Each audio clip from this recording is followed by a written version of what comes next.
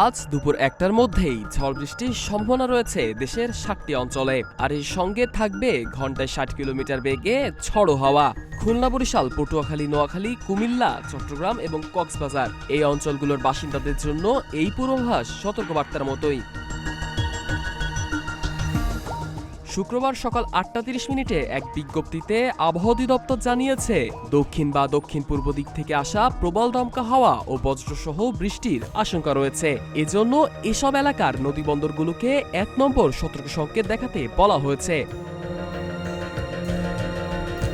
বৃষ্টি কিংবা হাওয়ার গতি বেশি হলে ছোট নৌযান চলাচলে সমস্যা হতে পারে, তাই নদীপথ ভ্রমণে কিংবা খোলা জায়গায় চলাফেরার সময় সাবধান থাকার পরামর্শ দিয়েছে আবহাওয়াবিদ ওমর ফারুক। বলা হচ্ছে, পরিস্থিতি হঠাৎ খারাপ হতে পারে, তাই সচেতন থাকুন, নিরাপদে থাকুন।